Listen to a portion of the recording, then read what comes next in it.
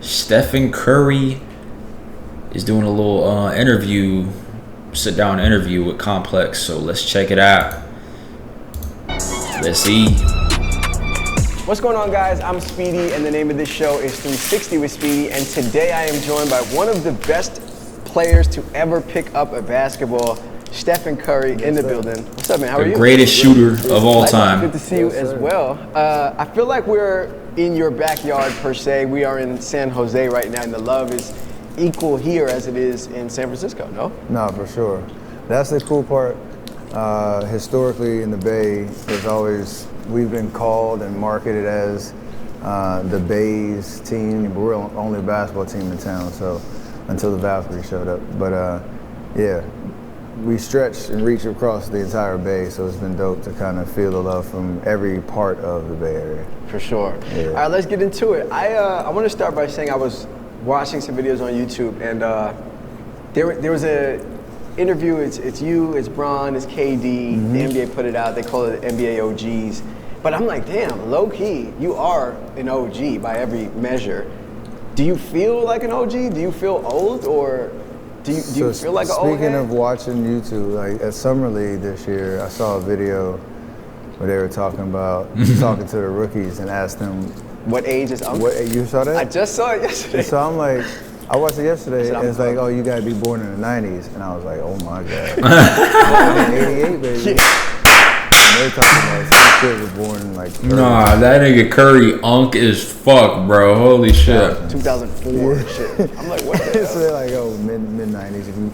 They called Devin Booker out. that's when I was like, Yeah. come on, man. I was shocked when that. What are we talking about? So yes, that made me, I'd felt it before, but that video made me definitely feel like it. And then I hung out with Davis. Bro, Devin Booker is not unk, bro. Devin Booker's not even fucking... Nah, he's definitely over 30. I'm tripping.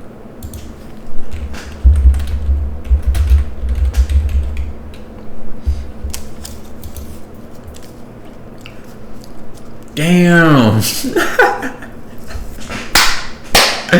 No way y'all are calling Devin Booker unk, bro. That's fucked up. That's fucked up, bro. He's 28. He's not even 30, bro. Get off his nuts, bro. Mini camp in the Bay. Brought him out and we were working out. And I'm just talking, like setting up the scene, like appreciate y'all coming out. Like this is great.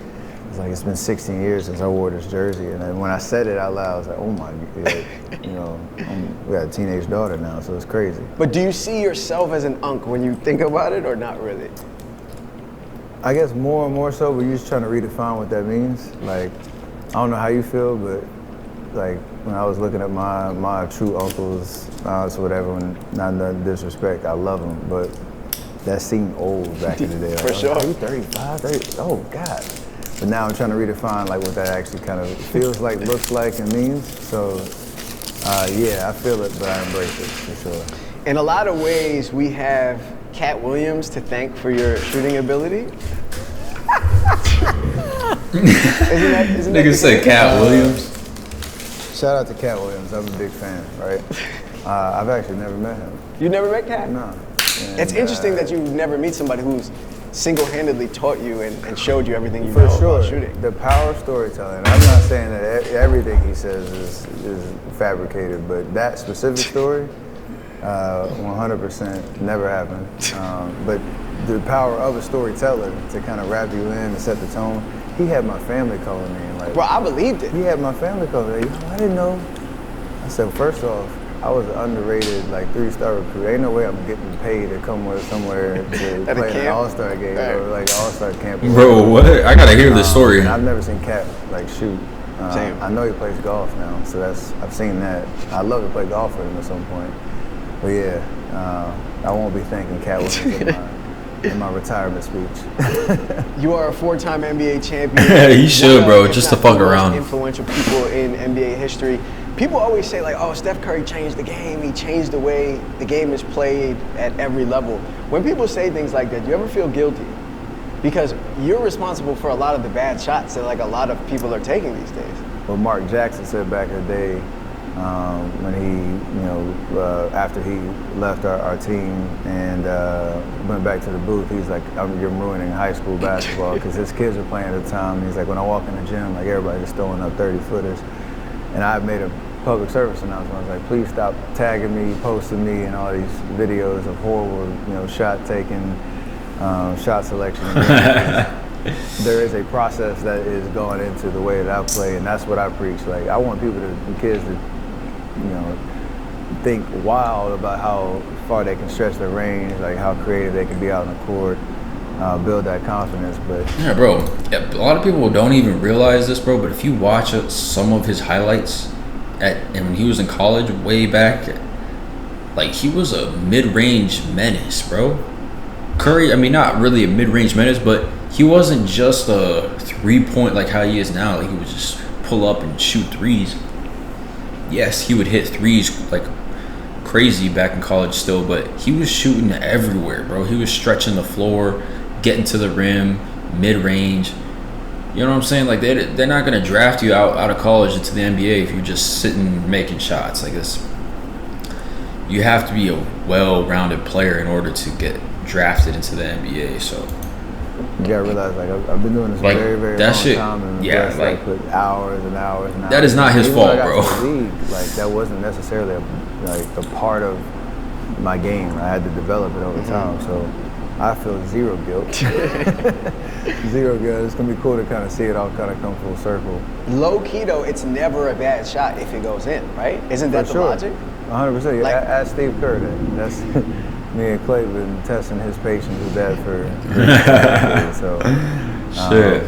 You gotta deserve and earn that right to go out there and get the benefit of the doubt with some of the shot taking. But yeah, you can't be out there shooting 10% on 30-foot heaves. Right. Like, but if you hit it, then fuck you good. Yeah, 100%.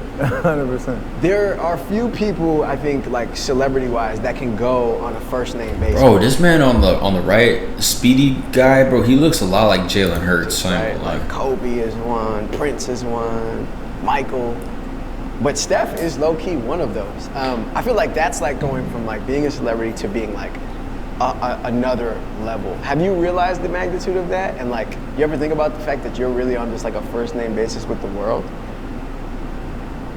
I haven't, and it's a really good point, because Steph to me is actually a very specific story. Like, my wife, she never calls me that, ever. Like, Stephanie is it, or like some of the pet names that we have for each other. But when I was in college, and that's when we first started dating, my coach McKillop at Davidson, he was the only one that called me Steph. Steph? So like, my parents didn't, nobody at school didn't. My actual legal first name was more of the call than Steph was. So like, that's kind of taken its own life. But within my circles, like, nobody calls me that. My dad calls me that a little bit now. But yeah, it's weird, and I recognize it, obviously. And for the longest, it's such an accomplishment for me that nigga Wardell. My name is spelled that I don't get Steven anymore. Yeah, that's how you know. When people stop mispronouncing your name, you low-key have made it. I take it that way, where there are Stevens out there, like, yo, people mispronounce my name all the time now because of you. Yeah. Like, that's cool. My teammates and like close friends now start to call me 30. Which is, really? Do you like it? I do, actually. But it came out of nowhere. GP2 is like the first one. Gary Payne Jr.? Him and Draymond, they've kind of like coined it. 30. 30 is a cool name, though. Draymond 30 for 30. I think it was 20, going into 21 season. Like, me or him usually starts the group chat. Nah, 30 for 30. That's how I put that, bro. That's what they should call this nigga. I would call him 30 for 30. What up, 30 for 30? Nah, that's actually a hard name. I like 30. For names, and I introduced was like, hey fellas, it's Stephen. Like, nice to see y'all. And he texted me 30 for aside, 30. Like, and not just introduce yourself. It's your first name. I'm like, what are you talking about? Like, that's just normal. He's like, nah, you. That's 30. funny. Like, so he put 30 in there. 30 is a cool nickname though, for a lot of reasons. Like, cool. 30 is your number, but also like 30, like scoring 30. Like, it's cool to just be like, yeah, I'm 30. 30 for 30. Like, and to your point of like, Steph is a one name thing, which I haven't really thought about. There's been a lot of people that's worn that number every different sport. Like, for it to be recognizable and attributed to you, hopefully to me, like, that's pretty dope. Yeah, that is dope. Kobe is one of those people who's like a one name, everybody knows him, Kobe. I heard a story about one time you tried to like trash talk him. It was your rookie year.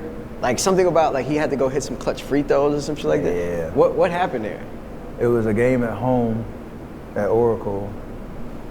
And Bro, you sound like he looked like he did not want to talk about this. they were winning, and I think they were up like 6 or something like that down the stretch, and we started to do the foul game.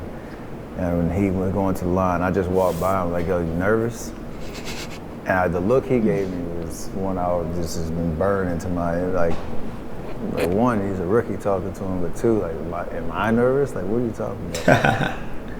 I low-key like expected him to do like the Jordan thing and walk up there and shoot him blindfolded or like close his eyes and then look at me like, Mutombo, this is for you. I think that's what Jordan said. But the look he gave me said it all. It was like, yo, you just got here. Like, relax. Stay in your lane. Relax, bro.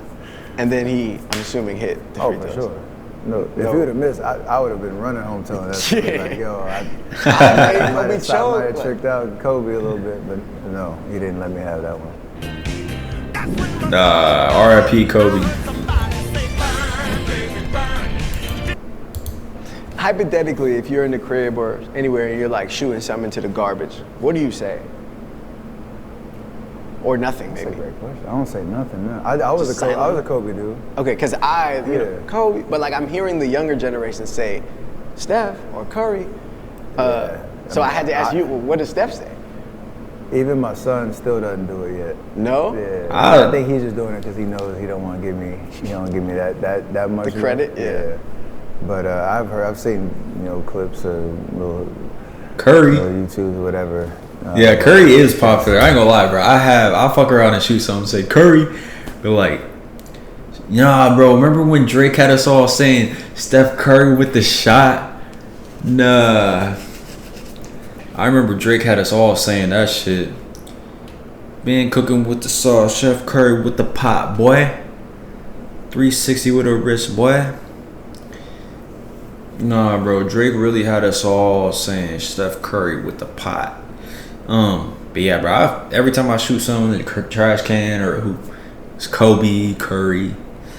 Like Curry's definitely earned that respect, bro. Like, saying my name now, but I was a Kobe dude growing up. Okay. Either him or my dad. It was like one of those. You ain't say your dad's name. 100%. You really used to shoot and say your dad's name? I saw him hit one buzzer beater in Charlotte, and like that highlight to me was hilarious. One, because the way he celebrated the whole deal. That's but hard. that was like for me, like inspiring is kind of a light word, but it was motivated. Like, oh, he can do it, I can do it too. All right, you're a good son for that. Yeah, I like that. I know. I'm trying to get that my son to give me do the that same moment. thing. I want to talk about Hell no, bro. a That's little funny. bit of like nerdy analytics for a second. When it comes to like maybe not analytics, but technicalities. Like when it comes to shooting, how does having cornrows affect your shooting ability? What the fuck? Because we only saw it history, for such like a brief moment. What a time just stamped that was.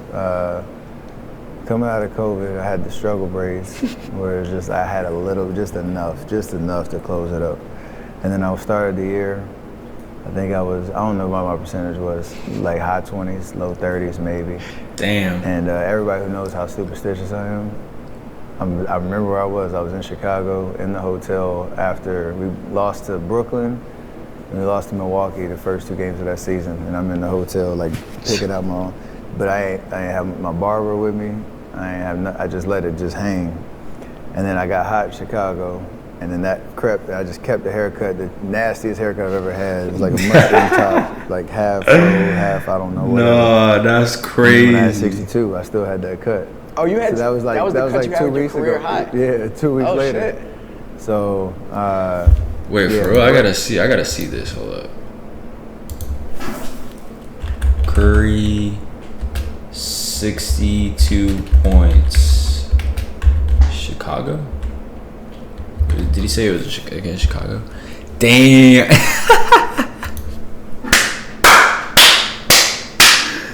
Oh, fuck, bro. Oh, nah. Okay, I see what he's talking about now. Nah, that boy was struggling for real. My boy said, fuck the braids, fuck the cut, fuck the barber. Was that against Portland, he said? Is this what he talking about, though? Nah, that's crazy. Nah, that's funny as fuck. Nastiest haircut I've ever had. I hot in Chicago, and then that crept. I just kept the haircut. The nastiest haircut I've ever had. It was like a mushroom top, like half fro, half I don't know, whatever. And then when I had 62, I still had that cut. Oh, you had So that was like that was the cut you had 2 with your weeks career ago. high. Yeah, 2 weeks Oh, later. shit. So yeah, braids to 9. I won't ever have them again. Just off of that. That's it. Just off of that. One and done for you. It was a 3 games. I think it was a 3-game stretch. Horrible. Cornrow splits. Curry. You know how they do have like the splits? Yeah. Like 1 day rest. Nah, 2 low key, hold up. I don't even remember Curry having cornrows, to be honest. I mean, I kind of do, but I kind of don't. Cornrows. Oh, okay, now actually I do remember him having these. Why the fuck is he in a Suns jersey? I wish. No, I remember this actually. Yeah, I don't know about Curry in cornrows. I don't know. It just looks off. This is that's an insane picture. Damn, he had little like the little coils. I didn't know that. I didn't know Curry had coils. Damn, he could have done something with that, low key. day rest, 3-day rest, what day of the week it is, home away. I do need to buy a haircut, like high fade, like, fresh taper, fresh taper. need a cut bad, like cornrows. Yeah, cornrows is 3-game split, and you don't even want to look past that. Yeah, that's funny. When we're talking X's and O's, for real, like who do you think is the highest basketball IQ player that you have ever seen? Not necessarily skill, but just like IQ. About between CP and Bron, those two, and it's the way they play, obviously, but the way they talk, the way they can kind of orchestrate an offense, control it. Like Bron's like the one that controls the tempo, the greatest. Nah, honestly, bro, probably CP, bro. The league is honestly lucky that CP didn't grow like 5 more inches. If CP was like LeBron's height or KD's height, bro, the league would have been cooked. Like that man CP3, his IQ it's insane. He's very limited to what he can do because bro is like what? He's 6 foot in the NBA. In a league where the average height is what, 6'6" or some shit like that. So bro, if CP3 would have been average NBA height, who knows how good or how many championships he could have gotten to himself, bro. But he's always been needing somebody else because he's such a smaller point guard. So, I don't know. Possession, like he knows what he's trying to get out of it. And at his peak, like it was that would be crazy, though. He get somebody a little, lob, a drop down pass. He knew what play, he knew a time to score, like all that type of stuff. So those two are top of mind. But just the highest IQ, and obviously Draymond. Yeah, Jay. That's I like the podium for me. What do you think is the best team you've ever played on, at any level? When I definitely think, 2016. I would assume like maybe this 2024 USA Olympic team, maybe. But from your perspective, I mean that's the greatest collection of talent. The greatest team I played on, which is kind of weird to say. It's kind of a tie between 15-16 and it's gotta be 16-17 team. Yeah. Like those two, for different reasons, were. Oh my gosh, bro. You just had to be there to sit there and watch these motherfuckers play, bro. Like, they was literally blowing teams out night after night. It got boring.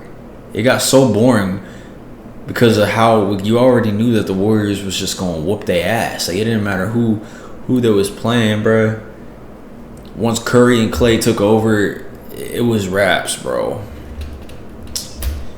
Shit. The chemistry, the role, the placement of roles. Like everybody had a specific, job to do out there on the court. We had the highest of skill. We had the highest of IQ. We had the highest of athleticism. Coaching was there. Coaching, like everything. That was like just peak basketball. For sure.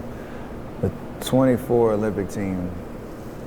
When you talk about the dream team, like it's hard to find a collection of guys with the resumes and in their prime and the up and comers that is just all fit. We don't know if that team will ever be assembled again like that. I mean, 2028 is a long time from now, but we'd love to see it. But when you look at the floor and you think about the top 10 in the NBA all time, there's like multiple guys from the top 10 like on the court at the same time passing to each other. It's like a crazy concept. It is. And the other part of that is it's easy to say because we won and how it went down, but it's really hard for like a team like that to figure it out in 7 weeks. Right. We had to figure it out because it wasn't nothing easy about Serbia and France those last 2 games. Which is why you saw us celebrating like that. If a team didn't feel threatened or had like appropriate fear, like you don't celebrate like that. Nah, y'all were really celebrating. It was like, yo, we ain't gonna be that team. Bro, I have never been more proud to be American than that moment right there. Bro, I just put my hand over my heart. I was like, fuck it, I'm about to say the Pledge of Allegiance to this shit. Right here in my own living room. Just cause, like, it was crazy. Nah, facts, bro. And I don't want to lead you here with this question, but while we're talking about the best, what do you think is like the best and or like the biggest single shot you've made in your career? It could be NBA, but that shot against France in the chip, like with the world watching, like was wild as a spectator, but from your eyes. From my eyes, I don't know, bro. That OKC shot that OKC Thunder shot. The one from half court where he just like gets the ball, pulls up, and just lets it go. That was wild. That's probably his most viral shot. Cause you'll see that shit and he got a Mike Breen bang off of that too. Like that shot has so much aura, bro. It's the shot against Gonzaga, and when I was at Davis. Okay. And only because like you can think about, I don't know, in your life, everybody has these moments like, if things went a different way, in that moment, like your life could go a different path, right? I really feel like that was a difference maker in terms of not just that run that we had, because that was the first round. It was a tie game with like just under a minute left. Andrew Lovedale, my big man at Davidson, got the biggest offensive rebound, and it was like slow motion. Like he got the rebound, paused it with one hand, threw it to me. I made it. We go up 3. Like you're like, oh, Davidson, we're about to win a tournament game. I point at my parents and the whole deal, and then like that just started a snowball of what that tournament run is, and then your stardom kind of goes up a little bit, and you kind of carry that confidence. And not to say I wouldn't be able to figure it out had we lost that game, but that was a big moment that had that shot not gone down. Like, who knows how it would have played out. It's so crazy to think about, though. A single shot can, it's like they call it the butterfly effect. One single shot, like if you would have released it a half a millisecond later and the shot didn't go in, like your whole life and all of our world could be completely different. Oh, I think about shit. that a lot, for sure. Nah, I just realized that, bro. Holy shit.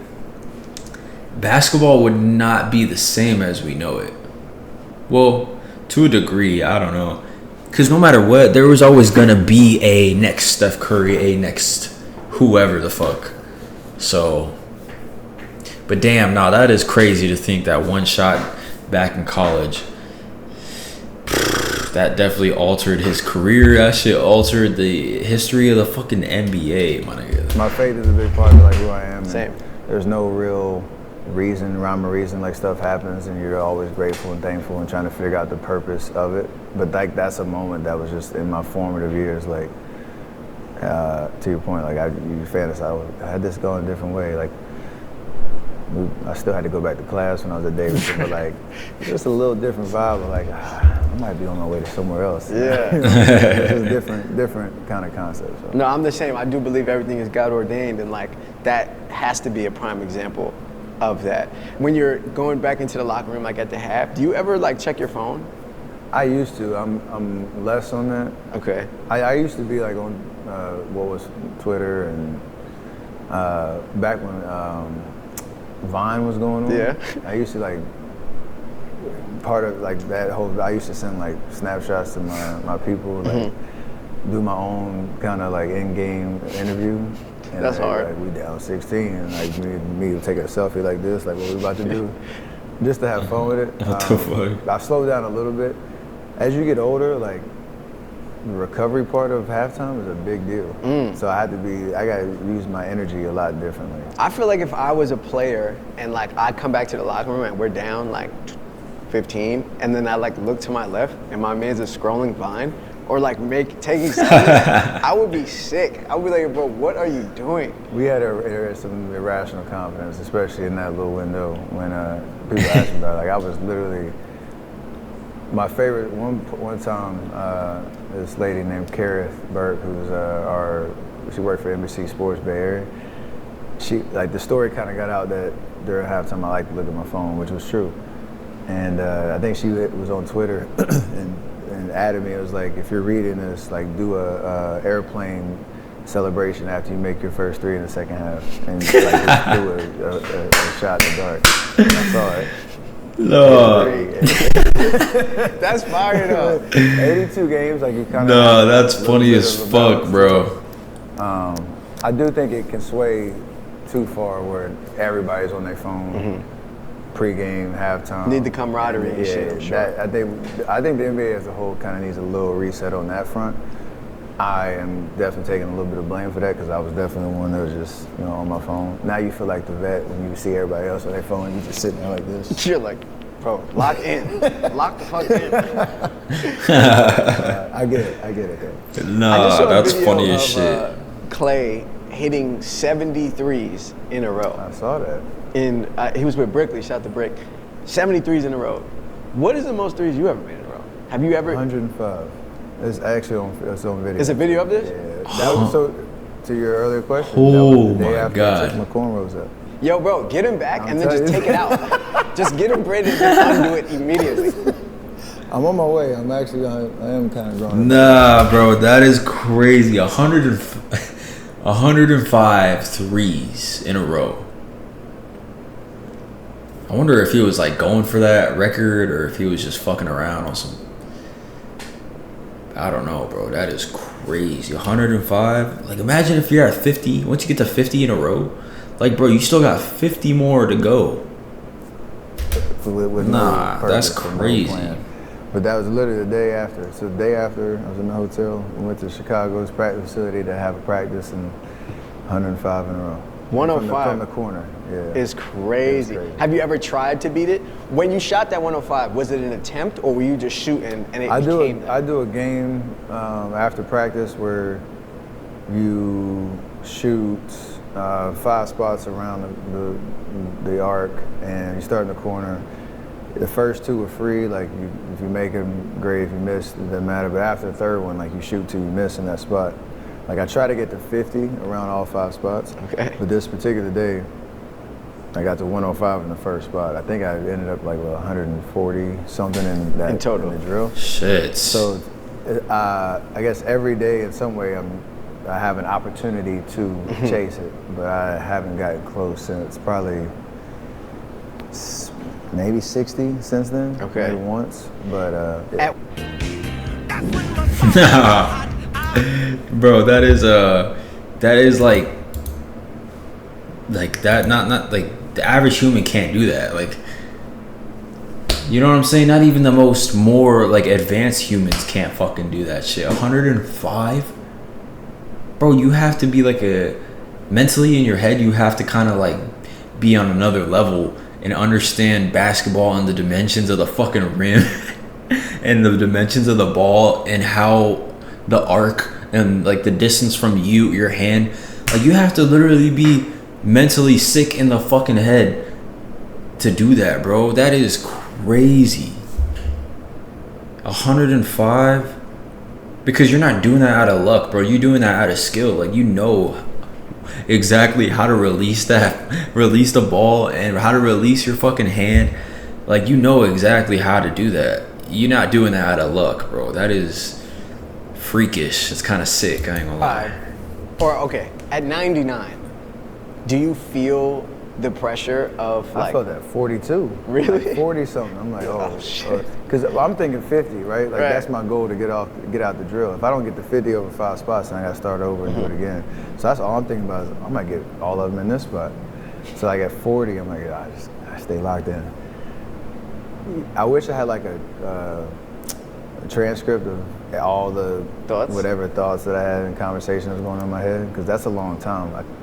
I want to say it was like 10 minutes or so. That's And wild. you're just sitting there, like, it's In like rhythm. therapy. It's like meditation. Like, but when you get to I got mad at 105. Somebody laughed, like, you really gonna have a reaction after 105? Like, oh damn, I missed. When you miss, were you like? "Fuck." Yeah, I turned around, because then your expectations change a little bit. But yeah, Damn. That's wild. it was crazy. I was impressed with Clay's 70. I didn't know you did It 105. was crazy. Shout I mean, to- the 70 is insane. No, 70 is it's wild, insane. too. I don't care like what situation, what gym, what time of year it is. If you're making more than like 30 in a row, like you balling. Yeah, So low-key. he did 2.5 times that, and Yeah. and like that's a big deal. Shout to Clay. Very impressive. Nah, that is crazy. Clay has a new partner. He just popped out with Meg Thee Stallion. Have you seen that? Are you happy for him? You like Who him for hasn't each other? seen it? I mean, I guess by now. Yeah, everyone no has seen it. facts. I don't ever speak on people's relationships, but I'm happy for him. Yeah. I want to see him happy. That's my biggest thing. He looked happy, all right. He does. That boy is talk smiling. about haircuts. She got him an AP, I saw. Oh, word? Yeah, she caught I him didn't see that. a nice I didn't see AP. that. I just want to see Clay happy. That's Yeah, it. the boy is cheesing extra hard right That now. boy cheesing, Shout for out real. to Clay. How often are you, Hell if no. ever, like on YouTube, like looking at your own stuff? Like, do you ever like search like Steph Curry, 62 points? Oh, for sure. How often? You might get like bored once a week, and it just something might pop up, or you might go search for it, just to get a little inspiration. Me and KD were laughing because there's I ain't giving no free plugs, but everybody know that one basketball gear like promo that comes on before like this one highlight package, and it's a specific company that is workout equipment, and you can't get the dude's voice out of your head because it's before every like dope highlight. Me and Kay were talking about that this summer. It was like, you don't know who that dude is? Right. You lying. Because you be watching them highlights and you know that Bumper, damn it's the voice. ball hog gloves. You know what time it is. Like you see that, it's Karan Godwin with the ball hog gloves. Like if you don't know that dude, like Then you're not really tapped in. You're not telling the truth. Yeah. He's the highlight package. Shout out to him, man. That's bad funny. Nah, what the fuck is he talking about? I'm low-key mad confused. I can't lie. I think he'll be fine. Let's talk about this drink, Plezzy. I don't know what the You fuck he's talking co-founded about, but it. okay. What made you want to start this drink and what is it? One, understanding the integrity of the ingredients that go into each bottle, each can, each box for the entire family. But as a parent, obviously, you want to make sure that you're putting the right stuff in your kids. Me and Aisha talk about, like Aisha is a part of this with me, the idea that we allowed our kids to kind of be the taste testers and drive the entire kind of back end of what we want to get behind. And for us, like, it's not just a lifestyle about being active and getting your kids involved in stuff, whether it's sports, whether it's whatever, but making sure they know what they're putting in their body. And you just want it to taste good. Like, there's so many products out there, and everybody's selling you something. Tastes what like actually shit. tastes good? And that's what we let our kids kind of drive it. And I ain't gonna lie, bro. Prime tastes like process. ass, bro. I ain't gonna lie. Amazing team behind us. But my favorite feedback is like, yo, this just tastes good. Like I want you to know it has 70% less sugar. I want you to know it has potassium and a high level of electrolytes. I want you to know all of that, but it tastes good. But you actually want it. And so I think we've accomplished that. You're also partners with the Obamas, or Michelle Obama, Yeah, as a part of Michelle. this. You have a close relationship with them, it seems. What is that like? Like, do they have phone numbers? Like, are you texting them and calling them, or do you have to go through channels? Like, how do you communicate? As you can imagine, there are levels to what it means to be a part of the Obama family, but they're accessible. Let's put it that way. We are definitely, the friendship is there, the mentorship is there. Like, especially, President Obama's been an unbelievable just voice for me in terms of certain days I can just call him, ask him a question. He's always hyping me up on the court, and to have now something that we get to do with Michelle and something that she's passionate about and has been for a while, and has taken her time to develop a product that she stands behind. Like, that's a big deal. And so it's still surreal, like, to even like talk like that. No, that's sick. That's good people to be. Shout out Obama. For sure. Just to have like President Obama's number in the context is kind of I was gonna say I couldn't save his number as that. In my No, phone. of course not. Because if you lose that phone, this is a wrap. This is like scrolling through. national like, security risk. hold on, they coming after me. But yeah, they're amazing people, and it's been cool to get to know them over the years. It seems like you got your That'd hand in be a funny bunch as of fuck. different business pots. But this is a question I ask everybody. A quick Google search says that your net worth is $240 million. Is that accurate? I don't know. I don't really care. Does it feel like it's far off to you? Does it feel like it's close? To be honest, that's not something I really worry about too much. I got somebody that takes care of that for me. But yeah, like you said, the idea of what I have going on is about creating like a portfolio of stuff that is aspirational in terms of wealth. Me and Maury, we hate talking about legacy. Like that's self-serving. It's just you want to have something that you look back and are proud of, knowing we've been blessed with so many opportunities and so many resources and so many relationships. We want to be good stewards of it. So that's I like what I'm that. trying to do. That's biblical as well. Absolutely. These days you hear about these NBA contracts that guys are signing. Shea just signed one crazy, 70-something mil a year. AE got one, like these supermax deals. Considering what value you guys are bringing to not only the league but the organizations, do you think you guys are underpaid?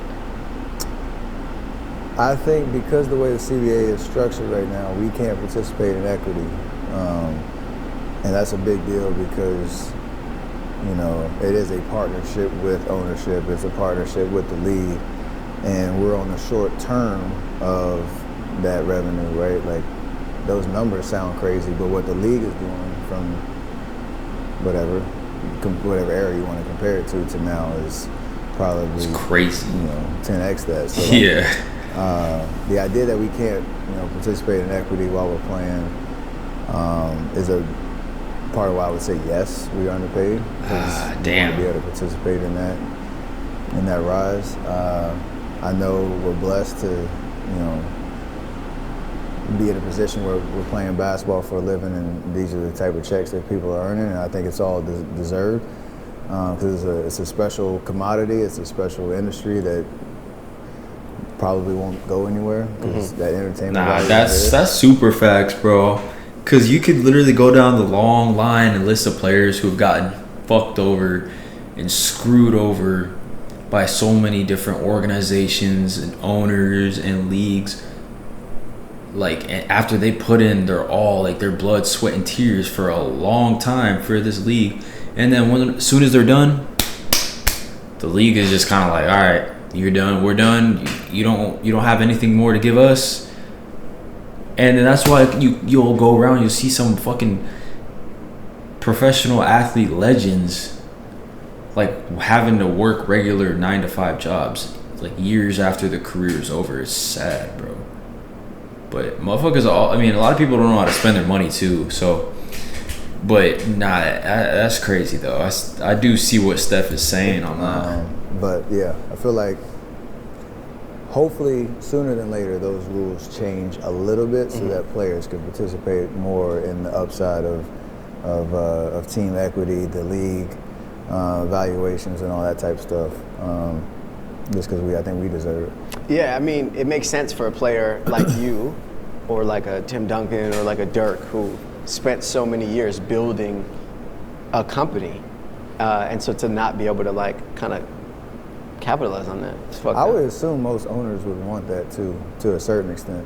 Because You want motivated, It incentivizes partners. Bro, it's literally it's gonna bring so much more people and interest to your organization too. Like, you're not gonna have that bad rep where players aren't gonna want to come and play for your squad.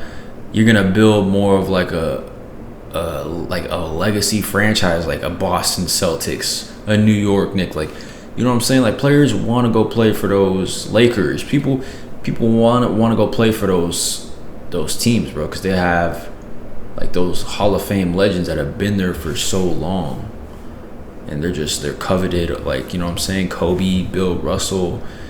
You know what I'm saying? The list goes on. Like, to do the extra stuff that helps grow the league, not just show up and just play and go home. Like, I'm pretty sure that would be a mutually beneficial proposition. I get it's murky because you got salary cap circumvention, you got competitive advantage considerations to have.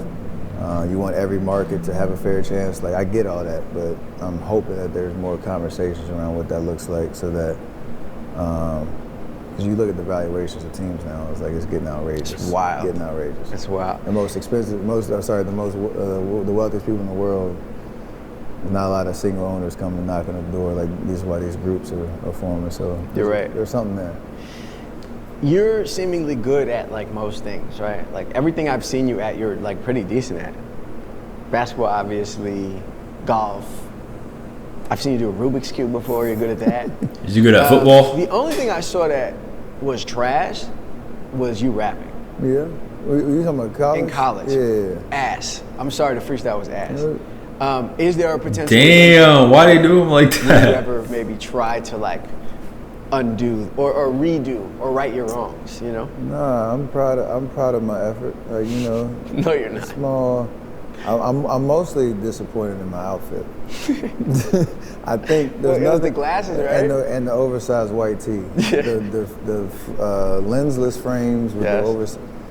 If you put that on silent and mute and like didn't hear a word I was saying but just saw me, you'd probably have the same reaction. Like, I don't care what he's talking about. He looked right. So I didn't have a shot to begin with. Is there a redemption story? Maybe. You've had a stand-in for years now. And like, for those who don't know what that is, it's like This is fucking crazy. what? Where you going with this? I love. You've had like a stand-in, a person. Like, okay, and for those who are watching and don't know what that is, there's a Yeah, commercial shoots. Yeah. Production days. there's like an alternate version of you. Yeah. Who like kind of looks like you a little bit, but not really. Not really. But like, when and if you have a commercial shoot, will like pull up and wear the same exact fit, and like it's like you but not you at the same time. Who is he talking about? What is that like? Like, how can you benefit? Like, what can you have him do that you don't want to do? So my guy, his name's Court. Court? Yeah, Court. And he's, I was laughing because he looks nothing like me. Bro, he's bald. He's bro. bald. You've had What the cornrows. fuck? He can't get that. My favorite part is like, he's the best. And he makes the whole set like feel, he works hard, obviously. It's not an easy job. Like, you gotta be on, you gotta be able to like act out a scene and then show me what to do. So what he does is like, he's a preparation. So instead of the whole, crew taking me through each step of the movement, like, he's already done it. I get on set and he's like, hey, I need you to do this, this, this. Cool. And then I go do it. It's super easy. And then he'll do like all the close-ups if we're wearing the same thing. If it's my Curry brand shoes, like, he'll have them on to do the close-up and they zoom out. It's me. So it like saves me a little bit of time. But the funniest part is he's bald. And so if I have to do something where it's like the NBA Cup shoot that they did, there's a scene where it's like all of our stand-ins, but his has like this little toupee thing that like they put together to make it look like the back of my head, but it's just him bald. It's the funniest. We have a nice little collage of pictures of all of us, or both of us, for like the last decade on every set, and he's had some wild like attempts at my hair. So that's why I laughed as soon as you said standing. I thought that's where you was going, because you know your stuff. He's like, he's bald. Yeah. we make it work though. He's not just like light Caesar bald. Like, he's like shiny head bald, like a Jordan bald. Like, it's wild that this is your stand-in. It's the best. How does one even like get into that? Like, how did y'all get him? And is this what he does full time? Nah, he has separate businesses in actually in LA. It was about a decade ago. I don't even know how he got cast for the very first one, but I liked him. My whole team liked him. So then we had the next one. Was like, oh yeah, just call quarterback. Like he was super nice to be around, and it kind of grew the relationship from there. So shout out to Court. Like that's it's not an easy job. You got like you don't even know when the next shoot is. You just gotta be ready to go. But that phone rings. Court's ready. He's there. You know who my favorite stand-in is? But I met Kevin Hart stand-in. At the Chase shoot, right? Oh my God, bro. He lives. It looks like he lives for this. He looked like he was literally grown in a lab to do that job. Yeah. It's the funniest thing in the world, and Kev loves it too. Like, watch him. He move just like me. Watch him. He like the thing. That's like a goal in life. Like you know you made it for real when people call you on a first name basis, and when you have a person who just emulates you to cut your workload in half. It's crazy. That's lit. It's special. Nah, bro. That nigga Curry living in a different kind of life. That's crazy. Would you like to be the real Steph Curry? Like, when's the last time you used your clout to do something or get something or skip a line or get access or? Oh, that's a good question. What the fuck kind of question is that, bro? Yo, that's low-key a good question, though. I ain't gonna lie. That is low-key a good question. Maybe like going to like a theme park or something, like you can call and be like, hey, the Curry family wants to come in, and usually they'll be accommodating. Might make you pay still, but they'll make sure you're taken care of, that type of vibe. But it is weird, like I don't really go anywhere either, like on the road. I'm pretty much a recluse, like I'm in my room, that type of thing. I'm not out in the streets. It's kind of hard to move around at times unless you're planning ahead. I've heard. Yeah. Spooky T told me you're. He says you're like Michael Jackson. He said when y'all travel, it's like nothing he's ever seen.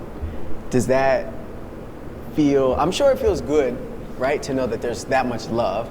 But at a certain point, it has to be like a logistical nightmare. It is. And then you don't want to like overcomplicate something simple. Like, hey, we just want to go to dinner in an hour, and I got to make like 7 phone calls just to make sure you can get where I need to go. Like, I do hate that part of it. Yeah. But to the point of if somebody asks me, like, yo, is it like when we're out, even today, it's like, does this get old? Like people yelling your name all the time? It's like, nah, I don't ever take that for granted because I'd rather that than the opposite. Yeah. But it does, you have to find some balance there for sure. Like I gotta be human at some point and find my peace of mind. For sure. You have been obviously name dropped in mad rap songs in your hooping career, most notably probably Drake in 0 to 100. Yeah. How does that work? Do people hit you like, just so you know, just dropped you in it? Or sorry. No, go ahead. He was the only one that I've experienced so far. He's the only one that like called me and told me like, yo, you gotta hear this. Other than that, it's just totally random, totally surprised. The funniest one was me and Aisha were in the car, just driving down the street, and Cardi B came on. And it's like, I want to get married, like the Curry, Steph and Aisha, but we more like Tommy and Keisha. Like that, with me and her were just driving down the street, and he was like, what? That was like really intentional. That's the direct line. Like, Wifey got a mention too. Yeah, she got a bunch of them too, so it's yeah, Drake also got one. Drake also did Aisha too. It can be whatever genre, like whatever. I forgot about that. It's kind of crazy. He said, you know Aisha enough. There's another one, like add it to the list. People who shout to be out. Yeah. I think my company posted something recently of all the different features or the shout outs that I got. And some of them I didn't remember or hadn't heard before, so I actually spent like 10 minutes going through. That's hard. It was kind of dope. That is very fire. It seems like you and Drake are super cool. Every time I see y'all courtside, it's love. And if I'm not mistaken, he has you tatted. Yeah, he got the 30 with the halo, I think it is. Yeah. Like we go way back though, and it's actually kind of a family thing too. Like one of Aisha's cousins from. What you mean by that? From Toronto. Like she's from Toronto and the whole deal. So we're all in the same boat. I knew you was really rocking with Drake when during the Olympics y'all was like chilling, and then like in the arena they're playing Not Like Us, and you were like, yo, this is not the only song in America, like enough with this song. Is that why, or were you just sick of the song at that point? Oh, it was both. It was both. Like everybody, that's all I heard, and the fact that they knew who I was with. So you can't do nothing about what the DJ's playing. But I was like, I got sick of it at a certain point. And it was funny the cameras called me because that was from the soul. Like that was from right Turn here. this off. Cut this shit off. We That get was it. from right here. I want to talk about your relationship with Bron. There's a story that it's been told a bunch, but like he came and saw you play when you were still in college. Like he gave you a jersey or something like that? Yeah. Do you still have that jersey? I do. It's in my pop's house in Charlotte, but we were playing in the Elite Eight Sweet 16 against Wisconsin in 2008. And he came to Ford Field in Detroit and watched that game. And I went off, and they would cut to him every time I hit a bucket, and he was doing, the animated, celebrations and all that. I didn't get to see him that day. He left like the game was over with like 3 minutes left, and he left. But then fast forward the following year, they were in Charlotte playing the Bobcats at the time, and we were playing like the 1 o'clock game against NC State. And he came to the game that afternoon, sat courtside. I dropped 40 something, and it was the same kind of thing. Like, and that's when I first met him. I came back to the game that night, and after the game, he came out the locker room with a jersey, and it's like the king of basketball in North Carolina. It's hard. I signed it, Damn. and I had it on my wall. All of the rest of college, I didn't take it with me to the Bay, but my pops got it, so That's fire. put it That's together and sick. it's full circle now. But what's happened since 08, 09. Sheesh. Crazy. To make it even When more your idols become your rivals, bro, that is crazy. Little did LeBron know that he was gonna have to deal with that, man. That's crazy as fuck. years and years ago, you went to his crib when he was playing in Cleveland, and y'all got competitive and were bowling or something like that. And Bronny and Bryce were there, and now Bronny is a competitor of yours. What do you remember about that night, and what is it like to have gone this full cycle? It was just rookie year, that was the next year after, and called him up, yo, I'm in Cleveland, he's come to the crib in Akron, and I was born in Akron, so I was I'm going to Akron, I'm hanging out with Bron. Bron's he is who he is, he is mad fun, goofy, just to have fun, and it was like that at the crib, yo, come over, we're gonna watch. He had the big old video wall of 16 different screens. We were watching all type of stuff. He's oh, there's a bowling alley over here. I'm what are you talking about? Never seen that before. And so we go bowling. Actually, my wrist was, it might have been a little competitive advantage for him because my wrist was hurting after bowling. I was damn, I'm going to be able to shoot tomorrow. I remember how athletic Bronny looked at maybe it couldn't have been more than 3 or 4. Wow. And how fast he ran across I'm he going somewhere. And now to see him in the league is crazy. But it was just cool, just chill and just kick it on the road and have a good time. And then y'all lost the next day. Yes, we did. We got smacked. And I was sure I think he had high 30, 12 and something, just killed us. As it Damn. stands right now, you are, I think, 24th all time in scoring in NBA history, something like that. But the margin from 24 to Crazy. 10 is kind of tight. Realistically, if my calculations are correct, you are very well capable of getting into that top 10 within the next couple years and go down in history as one of the top 10 scorers of all time. Is that a goal that you have for yourself, or are you just still shooting fuck it, I don't even care? I will say I don't care. I did the math every once in a while. Every time you catch somebody and they do the thing in the arena, it's oh, congratulations, you passed Jerry West on the whatever the number was, which was a special one for me because of his partner organization. I know his son Johnny Like that's when you're like, oh, how far can I? And so I did the math. Like if I average 20 something. That's what I did last night. 25 games, 82 games, but this is 2.5 You seasons. start doing the averages and I do shit. that math all the time, just to like get in your head how long do you have to play and at what level to catch those, the top of that list. But after I do that, I don't think about it again until the next time it happens. And so it's just kind of a fun way to kind of keep yourself in the moment and give yourself, even for a hot second, something to look forward to. But that's not why I'll keep going. There's more, I want to be at a level where we're competing and playing for championships and hopefully control as much of that as possible down the stretch of my career.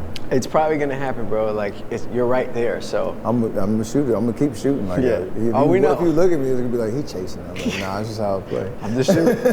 Yeah, you're gonna say fuck it either way.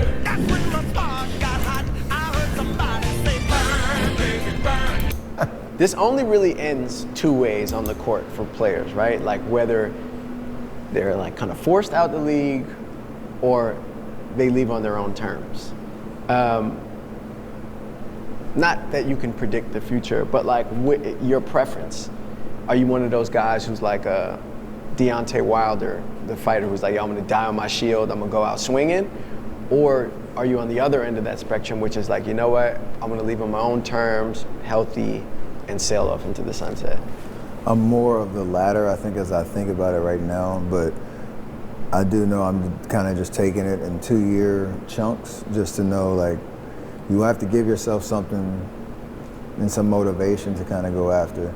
For us, like I talked to all the guys who have been in this situation where they've extended their prime and, there are more ungraceful endings than there are, for sure. I tip the cap and like that type of thing. But mostly the off seasons for me are the hardest than the in-season experience. Because once you get into the 82 games, like it's bro, I hear so many fucking NBA players say that, bro. And that has to be true, bro. Like the off season is what kills a lot of these NBA players' careers. It's not even the 82 game season. It's because of how hard and like the off season is on your body and how much you have to keep your body fucking in shape and like NBA level ready. Like that's not easy to do. I think I heard JJ Redick say like that's the main reason why he didn't want to play another season. Not because he didn't want to like play the games, just because he didn't want to have to go through another off season full of fucking workouts and just busting your ass. Competition, it's you know what you need to do, practice, off days. You love playing, and the games are the most fun. Mm-hmm. Like if you get hurt in the middle of the season and you have to do like when you're walking off the court and know something's wrong with you, that's the worst feeling in the world because all you're thinking about is the rehab process. Like it, and I'm talking all the different severity of it. It could be a weak thing. It could be something like like you really rehab's scary, and you don't want to do it. But this is how hard it is. Like the games are so much fun. Like you get lost in the game. Like that's the easy part. So if I get through all seasons, like I feel like that's the kind of marker to how long I can push it. But to answer your question, I just want to be in a position where I've accomplished, or I put myself in a position where I can say I've done everything I can to, get everything out of this game, and hopefully I have, my health and the choice to say I'm hanging good. it up. I'm good. I'm not nowhere close to that though. For sure. So we got some more years from you. For sure. Okay, good. 100%. Steph, my brother, I appreciate you taking the time, man. Appreciate you. Absolutely. Stephen Curry. No, I fuck with that, man. I like listening to players that I like, popular players in different, type of atmospheres. And Curry don't do too much of the talking, I ain't gonna lie, so I like hearing this. That was a W vid.